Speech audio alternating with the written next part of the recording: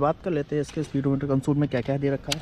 सबसे पहले उसको ऐसा नॉर्मल सा स्टार्टअप है जिसमें आपको इंडिकेटर दे रखा है, मल्टीपल इंजन लाइट है और एबीएस है और ये न्यूट्रल दिखा रही है। न्यूट्रल को भी कर देता हूँ, न्यूट्रल तो न्यूट्रल शो हो गई, न्यूट्रल दिखा रही है। इसका ऊपर टाइमिंग दे रखी है, आरपीएम मीटर दे रखे हैं, ये यहाँ पे दे रखा है, फ्यूल इकॉनमी दे रखा है, ये लो फ्यूल अभी लो फ्यूल जो दिखा रही है वो है। उसमें ये दे रखा है राइडिंग और ये दे रखा है गेयर पोजीशन कितना क्या रहेगा उसमें इन्फॉर्मेशन के लिए, और ये ऑडोमीटर दे रखा है 00 और ये दे रखा है एक एरर लाइट है जिसमें। उसके बाद फिर एक ये दे रखा है आपको हाई बीम के लिए जैसे, ठीक है। उसके बाद फिर ये दे रखा है आपका लिमिटर वाली लाइट है वो ये दे रखी है। और उसके बाद ओवरऑल बात कर लेते हैं इसके स्विचेस में, तो स्विचेस में क्या कर दी, ये उसकी पास लाइट ये है, उसके बाद पास लाइट, फिर इसके बाद लो बीम हाई बीम, ठीक है। उसके बाद फिर दे रखा है इंडिकेटर का, फिर आपके हॉर्न दे रखा, हॉर्न के बाद और ये देख रहे हो स्विच यहाँ पे नॉर्मल की तरह वही दिया same, kill switch on engine of, ठीक है। उसके बाद फिर इसके बाद कर लेते हैं, अगर आपको बता देते हैं इसकी एक साउंड भी सुना देते हैं कैसे रहेगा।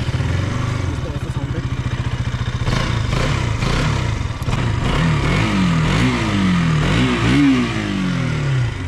इसका एग्जॉस्ट नोट ऐसा है। तो बात कर लेते हैं इसके फ्रंट से हेडलाइट की, ठीक है। तो हेडलाइट से बात कर लेते हैं, तो ये कुछ ऐसी हेडलाइट है जिसके साइड में दे रखे हैं कि ये आपको दे रखे DRLs वगैरह दे दिए साइड से।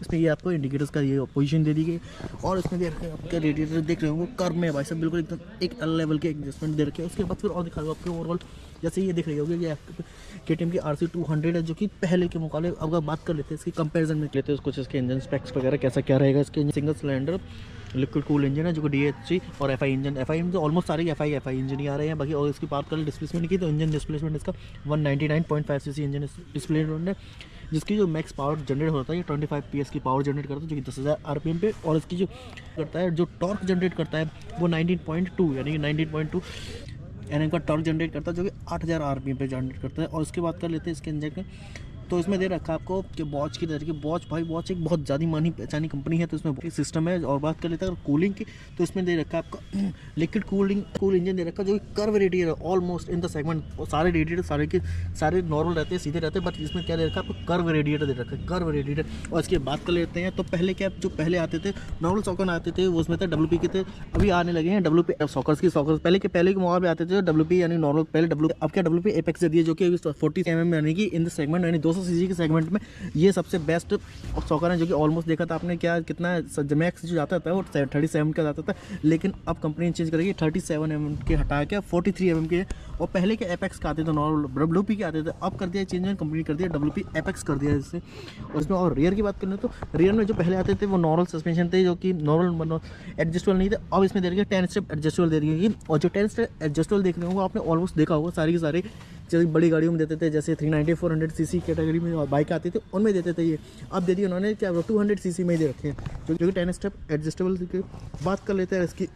तो रियर की डिस्क इसमें डिस्क की साइज़ है ऑलमोस्ट 230 mm की डिस्क है जो कि रिंग कैलिपर यानी कि पहले से इसके और उसमें मुकाबले पहले से थोड़ा सा चेंज कर दिया गया, बट कोई ना। अब चलिए बात कर लेते हैं इसके फ्रंट डिस्क के बारे में। तो फ्रंट पे आपको दे रखी है इन दिस सेगमेंट यानी 200 cc में अभी तक 320 cc की, ये 320 cc बहुत होता है। रेडियली माउंटेड कैलिपर है, देख रहे हो ब्रेक के सेम रेडियली माउंटेड कैलिपर है। और उसकी बात कर लेते हैं इसमें फ्यूल टैंक कैपेसिटी की, तो फ्यूल टैंक कैपेसिटी आपको दिखा देता हूँ। फ्यूल टैंक कैपेसिटी इसकी 13.7 लीटर फ्यूल टैंक कैपेसिटी है। और इसमें बात कर लेते हैं इसकी कि ऑलमोस्ट ग्राउंड क्लियरेंस वगैरह है, तो ग्राउंड क्लियरेंस 158 mm का ग्राउंड क्लियरेंस है। ग्राउंड क्लियरेंस का थोड़ा सा माइनर ये जा रहा है कि ग्राउंड क्लियरेंस में क्या कर रही है, ग्राउंड क्लियरेंस में ये थोड़ा सा कम कर दिया 158 mm ग्राउंड क्लियरेंस है।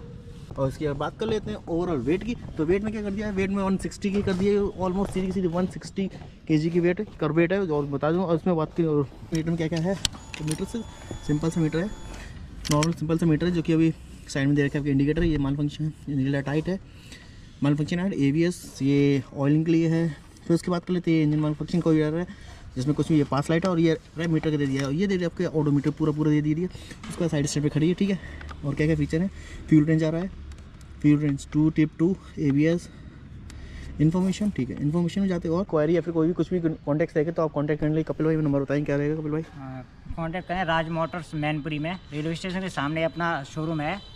नंबर रहेगा इंक्वायरी का 9639955020, ठीक है।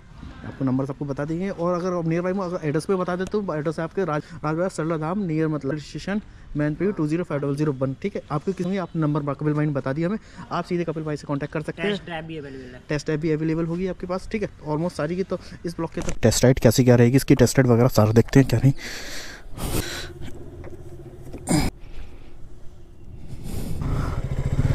अग्रेसिव और थोड़ी सी वो है।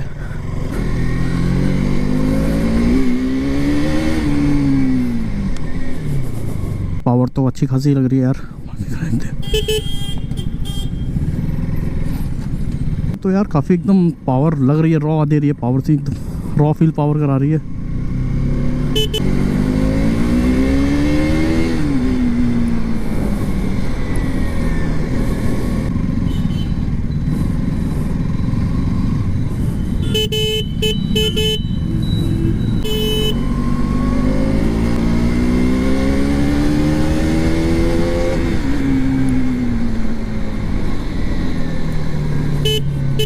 वही यार, स्टीयरिंग पोजीशन थोड़ा सा ठीक है और सीट काफ़ी थोड़ी बहुत ठीक कर दी गई पहले से, तो काफ़ी बेटर कर दी गई सीट, थोड़ी सी कुछ नहीं इसकी सॉफ्ट की है पहले से, और इसकी जो हाइट है वो भी बढ़ा दी गई है थोड़ी बहुत जो पहले से, और इसकी बाकी का इसकी ग्राउंड क्लियरेंस है वो काफ़ी कम कर दिया गया है पहले से मुकाबले में, मुझे लग रहा है, जो क्योंकि इसमें हल्के से ब्रेकअप भी पता चल रहा है इसका।